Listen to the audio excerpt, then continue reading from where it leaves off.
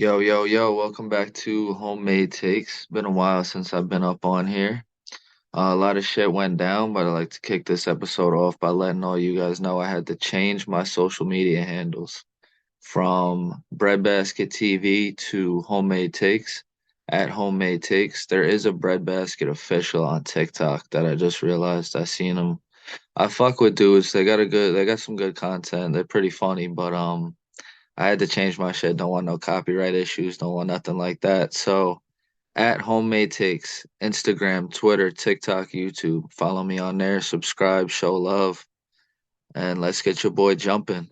Um, Over the weekend, I went to the Danbury Mall and went to Newberry Comics. I picked up some Funko Pops, and I just wanted to show ya. I added to my collection a little bit. I posted my collection on TikTok, but I got some new pickups. These weren't in the video, so I got Josh Allen. I don't know if y'all could see it, but Josh Allen. I got Tsunade from Naruto.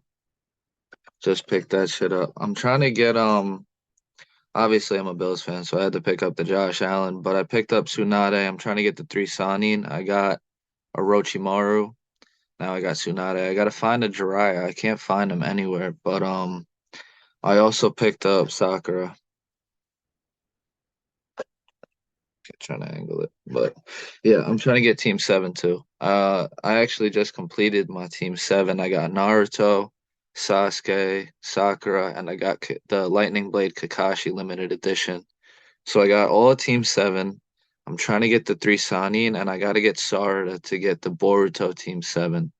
But I'm definitely working on my collection. I'm trying to build it up a little bit more. Like I said, I posted it on TikTok if you guys want to check it out. I know a lot of you guys fuck with Funko Pops. It's a dope thing to collect. But yeah, let's hop right into the video. Newberry Comics is such a dope store too. I fuck with that place heavy. They got one in Danbury. They got one in the Palisades Mall. I always pick some dope shit up from there. But we had some baseball news. The Mets get Tommy Pham and extend Jeff McNeil. The Red Sox get Adam Duvall, and they also acquired Richard Blyer from the Marlins for Matt Barnes. I thought Matt Barnes was pretty solid. He got DFA'd, and then I guess the Marlins claimed him and gave up Richard Blyer. I saw something like Rich Blyer had three balks and one at bat, so I didn't think Matt Barnes was a bum, but I don't know. I could care less what the Red Sox are doing. Um, the Royals sign Aroldis Chapman. The Twins get Pablo Lopez from the Marlins for Luis Arraez. The Rays extend Pete Fairbanks. The Yankees avoid arbitration with Gleyber Torres. Phillies get Josh Harrison. The Blue Jays get Chad Green. And I mean, I don't listen.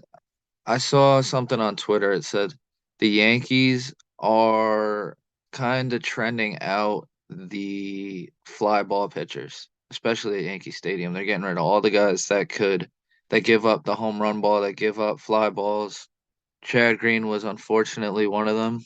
I liked Chad Green, but he's going to Toronto, and we'll see what happens with that. Shohei Ohtani signs with New Balance, and Jazz Chisholm is the MLB The Show 23 cover athlete. Um, I thought Julio Rodriguez should have got it, or like I don't know, somebody else. Jazz Chisholm's entertaining, but is he that quality of player to get the cover athlete? I don't know. Scott Rowland and Fred McGriff are the 2023 MLB Hall of Fame class. They both got in. See what happens next year with guys like A-Rod, Pettit, those kind of guys. I'm surprised Andrew Jones, Carlos Beltran, Jimmy Rollins, guys like that didn't get in. But that's baseball. We got a couple of weeks. I think it's 2 weeks till pitchers and catchers. We're right in the midst of the NBA season though. Coming up on the trade deadline, the All-Star break. We had a move happen. The Los Angeles Lakers get Rui Hachimura for I think it was Kendrick Nunn in a second round pick, I believe. He played well last night. in the win against the Knicks in overtime. I was down in the city with my brother. We tried to score tickets, but it was too late. Them shits were like 350, so we couldn't get in the garden, but we did end up watching the game. It was a good one. Um, it left LeBron James 89 points away from passing Kareem Abdul-Jabbar for the most points in the history of the NBA. Who did he pass last night in assists? He's top five in assists. I think Steve Nash is the next guy. So he's moving up the fucking ladders. I think he's gonna retire top five in points, rebounds, assists. He's already top five in points and assists. So um the longevity is just moving him. It's tightening the gap between him and Jordan. In my mind, it really is. Um, the NBA though, the Knicks currently sit at the 7th seed in the East. Celtics 1, Bucks 2, Sixers 3, Nets 4. And then in the West, the Lakers are all the way down at 13. They slipped, but the Nuggets are 1, Grizzlies are 2. The Kings are surprisingly number 3 right now.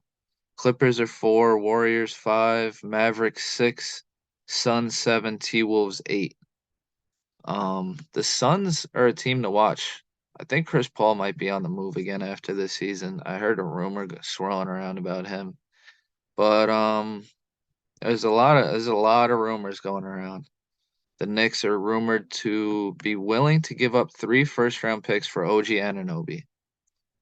You're Donovan Mitchell is a needle mover. He's a guy that's gonna put you over the top. I don't know if OG Anunoby's that guy. If you were gonna give up 3 first-round picks, go get Donovan Mitchell. Don't overpay for OG Anunoby now because you didn't get Donovan Mitchell.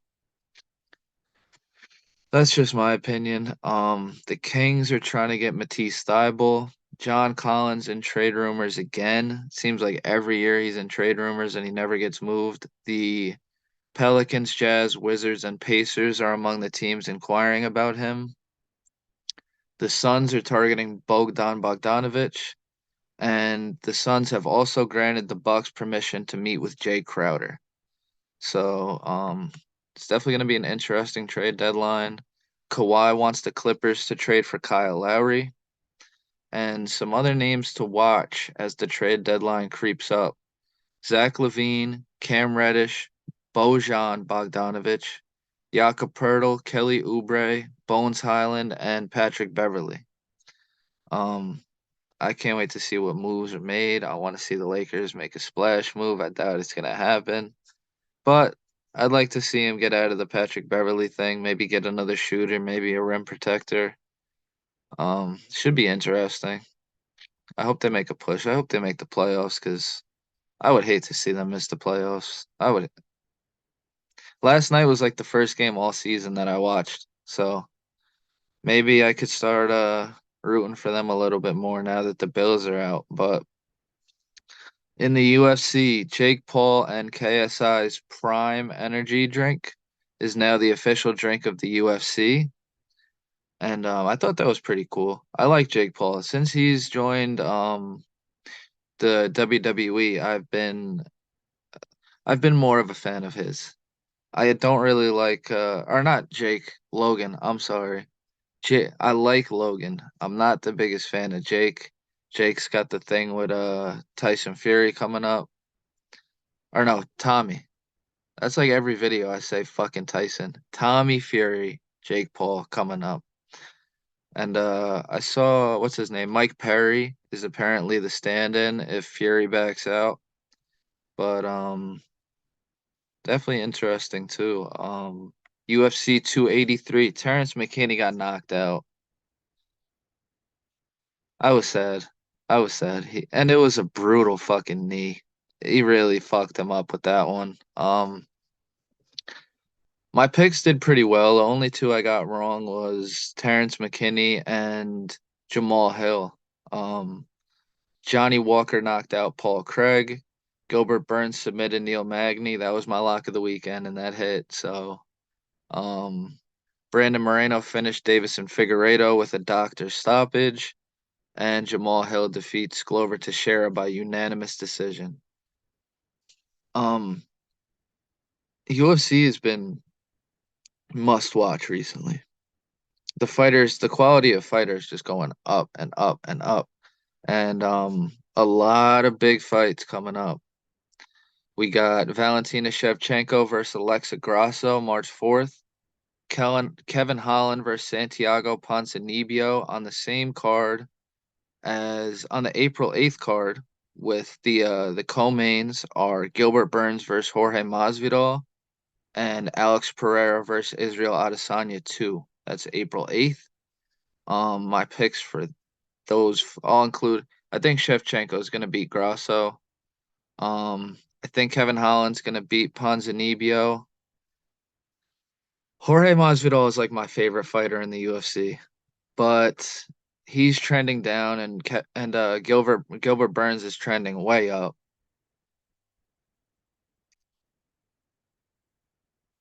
It's gonna depend where the line is. I'm gonna pick the underdog, whoever the underdog is. I'm gonna go with, and then I like Pereira to beat Adesanya again. I think Adesanya is rushing back. Um, yeah, I think if I had to put a parlay in right now, it'd be Shevchenko on the fourth. Um, Holland, whoever the underdog is in Burns, Masvidal, and Pereira. Then April 15th on my birthday, we got Max Holloway versus Arnold Allen. I think Max Holloway is going to take that. He's still, if Volkanovski didn't exist, Max Holloway is the best in the world in his weight class. Max Holloway is that good, and he's been that good for that long that you can consider him. If Volkanovski never existed, Max Holloway is dominating everyone else. But he's trending down a little bit too. We'll see what this dude Arnold Allen's got, but if I had to pick, it'd be Holloway, and then Bobby Green versus Jared Gordon. I love Jared Gordon. Jared Gordon beat Paddy Pimblett. Simple as that. He beat him, and I think Paddy Pimblett. I'm hoping Paddy Pimblett is better than Bobby Green. I like Bobby Green, but I hope Paddy Pimblett is better than him. So I think Jared Gordon takes care of business and beats Bobby Green. That's the UFC, though. Texans hired D'Amico Ryans, the defensive coordinator from the 49ers. The Saints trade Sean Payton to the Broncos for a first round pick and another early pick. I'm guessing it's going to be like a second rounder or something, but all it said on Twitter was a early pick. Brock Purdy needs Tommy John following the 49ers divisional matchup with the Philadelphia Eagles. Brock Purdy was replaced by Josh Johnson, who played until he was ruled out with a concussion. Purdy then re entered the game but only attempted one pass play. It was clear he was injured. He couldn't throw the ball. He definitely couldn't push the ball downfield. But he's gonna get Tommy John. So and Jimmy Garoppolo's done in San Francisco. He was over there smiling on the sideline. So I think everyone can prepare themselves for Trey Lance to be the quarterback, unless they make a play for Aaron Rodgers. The Packers said they only want to trade him to the AFC, but I think you can prepare for Trey Lance to be the quarterback of the future for the San Francisco 49ers. But with all the quarterback stuff going with the Niners dealing with the fourth quarterback on the year, the Eagles advanced to the Super Bowl after winning 31-7. It was a stressful day of football for me. Um, I'm from New York, so I was obviously rooting against the Eagles. I'm not a Giants fan, but I don't like Nick Sirianni. When Trent Williams slammed the dude on the ground, and you got Nick Sirianni over there waving his arms, fly Eagles, fly Eagles, fly, instigating the fans, you're a head coach. How about you grab your guys and pull them off the field and diffuse the situation instead of putting gas in the fire? That's just my opinion on it. I can't stand the Eagles fans. I really can't. You can't go to Philadelphia for a game. You can't. Fred Warner's wife said she will never go back to Lincoln Financial Field because of the way she was treated. And that's a player's wife. So there's too many stories about bad experiences with Philadelphia Eagles fans. And Yeah, I was rooting for the Niners in the first game. I loved Brock Purdy's story, but that was the beginning of my stress with football this weekend. The Chiefs Bengals game was a very tough watch because the game was ruined by poor officiating. The Chiefs got two attempts to complete one third down play. After not converting on the first attempt, the officials gifted them a second attempt at a third down and 9 due to a clock malfunction. And then after they didn't convert the second time, there was a defensive holding to give the Chiefs an automatic first down. So that's a little bit of what was going on. I've never seen anything like that happen before. I've never seen a team not convert and then get another shot at it and then still get bailed out with a penalty call on the next play. And then Joseph Asai in like the second to last play of the game was called for unnecessary roughness after hitting Patrick Mahomes on after he stepped out of bounds on his scramble. The 15 yards was added on to the end of the run, and this penalty turned a 60-yard field goal into a 45-yard field goal that eventually ended the Bengals season and sent the Chiefs to the Super Bowl. I think these referees, like, I don't know. I'm not going to speculate on whether the NFL is rigged. I don't want to believe that it is, but when things like this happen, or like when things like what happened in New Orleans with the Rams a couple years ago, when things like that happen, the question's going to pop up because there is a lot of money floating around these games. And obviously, they want to sell Patrick Mahomes as that guy. So you can't have your guy. I mean, Joe Burrow's a star too, but you can't have your guy that is the face of the NFL right now lose at home 2 years in a row to the same team. And I mean, they have the technology where all the calls can come in from the headquarters. I don't understand why that isn't implemented a little bit more. And just another thing, in all sports, referees need to take into consideration the circumstances of calls and the cause and effect because I've seen it too many times where a referee makes a call and it ends a team's season. And that just it isn't right. You can't end a team's season like that. Even the unnecessary roughness. I get it. He had both feet out of bounds, but it was just barely. It was a bang bang play. And momentum's carrying him. I understand the call, but I don't understand it in that moment. Because the distance between a 45-yard field goal and a 60-yard field goal is the difference between overtime and elimination for the Cincinnati Bengals. You can't end a team season like that. But that I'm just voicing my frustrations a little bit about how that game ended.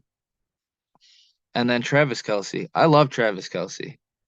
But after the game ended that way, I don't think it's the right time to take the mic and cut a WWE style promo after you limped past him with the help of the referees. He took shots at the mayor of Cincinnati. He said Burrow had my ass. Um, I love Travis Kelce. He's a phenomenal player, the best tight end of all time, but I don't think it was the right time for him to. I get it. There's a lot of emotions flying around, and he's ecstatic. He's going to the Super Bowl, but Cincinnati played a hell of a game. And if they didn't, if Kansas City didn't get the help of the referees, at least overtime, but we are left with Chiefs Eagles advancing to Super Bowl 57 in Arizona. The Eagles are favored by 1.5 points. The My play for this weekend would be Chiefs plus 105 money line, Mahomes MVP plus 130, and I like Sky more to, anytime touchdown at plus 600. That would be my play. Um, I like Sky more because he had that big kick return that led to the scramble, that led to the unnecessary roughness, that eventually led to the field goal. I think he's the type of player that can come up in a big spot. He showed it last weekend, and plus 600, I like his odds to show it again this weekend. That's the Super Bowl. There's the flag football Pro Bowl game this weekend. If you guys want to watch, I'm not watching that shit. Josh Allen's playing in a golf tournament. He's not playing in the Pro Bowl, which is awesome. It's corny. You're playing in a flag football game with events and this and that. I think you should name the Pro Bowlers, but there's no need for a game. Nobody's watching it. They don't want the guys getting hurt, and I understand that, but the game's a money grab. That's what it is. And I think after this year they're gonna see the drop in audience and maybe that'll change something. But yeah. Will Smith and Martin Lawrence announced Bad Boys 4 is on the way. Bad Boys, Bad Boys. That shit's gonna be fire. I can't wait. But um that they announced that on Will Smith announced it on Twitter. He showed up to Martin Lawrence's house and they cut a little thing. But I can't wait for that. I can't wait for all the movies in 2023. Lots of dope stuff coming out. Cocaine Bear? Come on. I'm going to see that shit just because it's gonna be fucking hilarious. But yeah, movies 2023 is going to be a dope year for movies. You got Cocaine Bear, you got Fast 10, you got Barbie. I can't wait for Barbie. Margot Robbie and Ryan Gosling and Will Ferrell is the Toy Factory owner. So that shit should be funny as hell. I can't wait for all the 2023 movies. I think I'm gonna try to reach out to my boy John Matthews and my cousin Andrew to talk a little more in depth as far as movies go and what's coming in 2023. We'll dive into that a little bit more in a later episode. But WWE. I know I've been like spamming the feed with WWE news. I know. And I apologize, but when I started this page, I said I want to do everything I care about. I want to incorporate news and information and rumors and stuff like that from more than just one aspect of my life. I want to do music, I want to do sports, I want to do wrestling, I want to do anime. And right now, we're coming up on the road to WrestleMania, so that's why all the WWE stuff is going out there. Lots of news going on with the WWE.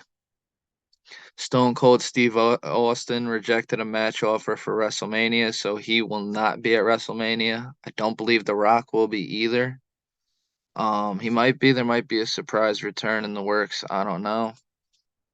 And then a recap of the Royal Rumble. Pat McAfee returns. College football season's over. I'm hoping we see him this Friday on SmackDown. Um, but he returned and was on the call for Royal Rumble. Booker T returned, which was kind of cool to see. He was like the only real like legend. I'm not even sure if he's a Hall of Famer. I hope he's a Hall of Famer, but I'm not sure. He's the only retired wrestler that came back. And so Cody Rhodes won the men's Royal Rumble to set up Cody versus Roman at WrestleMania. Gunther set a new record for longest amount of time in a Royal Rumble match at 1 hour and 11 minutes. He also passed, I believe today, he broke Shelton Benjamin's Intercontinental Champion record. So I love Gunther. He's awesome. He's phenomenal in the ring. He's got his little shtick going. I mean, he's he's gonna be one of the guys that's the future of WWE. Eth- uh, Edge and Beth Phoenix return to attack Judgment Day. That was pretty cool. Logan Paul eliminated Seth Rollins. They were the final four was Cody, Seth, Gunther, and Logan Paul.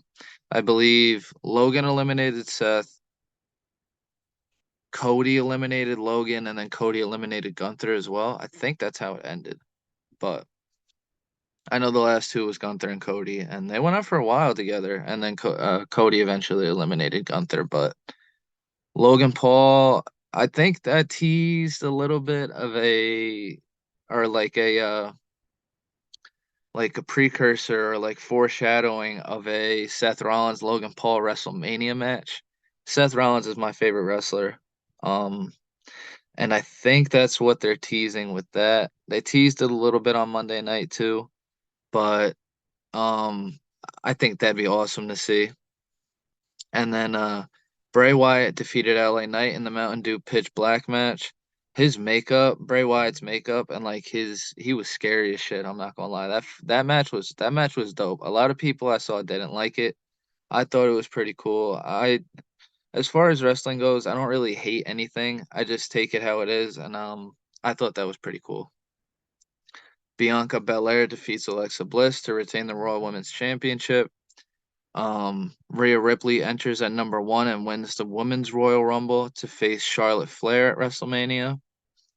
And in the main event, Roman Reigns retains the Universal Championship against Kevin Owens. And after the match, they are beating down on KO, beating down on him. Like the Pat McAfee was even like, this is tough to watch. And like they're thinking the beatdown's coming to an end, and Roman grabs a steel chair and he goes to hit KO with the chair, and Sammy steps in front of him. Sammy's like, "Oh no, you're the tribal chief. Like, don't stoop down this low. You already won. You don't need to go there. You're too good for this." And then Roman's like, "You're right. I am too good for this." And hands Sammy the chair and goes, "You do it. Prove your loyalty. You do it. You should be the one to do it." So Sammy takes the chair and he's like, "Oh, I don't want, like, it's over. It's over." And then Roman turns around and Sammy fucking beams him with the steel chair. And, like, I swear, all the years I've been watching wrestling, it was one of the loudest pops I've ever heard. And then the fuck you, Roman. Yo, the WWE is on their shit with this bloodline shit right now. This whole storyline has been so fire. And then they got Jey Uso, who's like, after they're beating down on Sammy, Jey Uso's in the corner and he's like devastated. And he just leaves the ring. And they're like, yo, like, did he just leave the bloodline? Like, what's gonna happen with the Usos? Like, it's rumored that he left the bloodline. I don't think he left the bloodline. I think it's setting up for something else that I'll get into a little bit more. But there's a rumor that Tamina and Nia Jax could replace him in the bloodline just to get some women in there.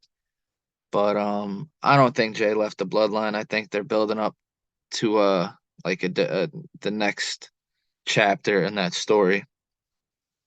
But then we got the men's elimination chamber coming up February 18th.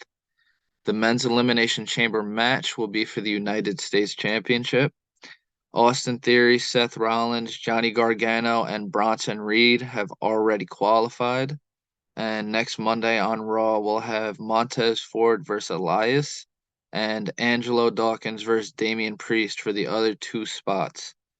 Um, I think Montez Ford and Damian Priest are going to be the two to advance, get those last two spots in the Elimination Chamber. Will they incorporate Bobby Lashley into this? I'm not sure. That'll kind of depend on what they want to do with Bobby and Brock Lesnar. Um, that's too big a match for Elimination Chamber. That's a WrestleMania match. But I'm wondering, is Bobby gonna get kind of, maybe they'll start the Elimination Chamber with three. We'll see, and have seven. Um, we'll see what happens with that. The women's elimination chamber winner will face Bianca Belair at WrestleMania because Rhea Ripley's facing Charlotte. So right now, Adam Pearce said the last four women besides Rhea from the Women's Royal Rumble will automatically qualify. So that's Raquel Rodriguez, Asuka, Liv Morgan, and Nikki Cross, who have already qualified for the Elimination Chamber. They've announced one more qualifying match next week on Raw. It's a fatal four-way between Candice LeRae, Mia Yim, Carmella, and Doudrop. Her name's Piper Niven now, but that's the fifth spot. And then next week also Bayley versus Becky Lynch. Hopefully we actually get it this time in the steel cage. They had it for Raw 30, but Damage Control beat down on Becky and the match never happened. And big news. Raw, it's not officially announced yet, so relax. But Roman Reigns versus Sami Zayn is now as confirmed as it can be for the February 18th Elimination Chamber show main event in Montreal. As you know, Sami Zayn's from Quebec. The pop he's going to get in Canada, in Montreal, and the heat that Roman's going to get there. And we were talking Jey Uso. I think you don't see Jey Uso, not on SmackDown, not on Raw, until Elimination Chamber. And he comes out, interferes, and costs Sammy the titles. And I'll tell you why. Either either he like is close with Sammy and he's like kind of like, he I think Jay gets payback. I think he's gonna do what Sammy did.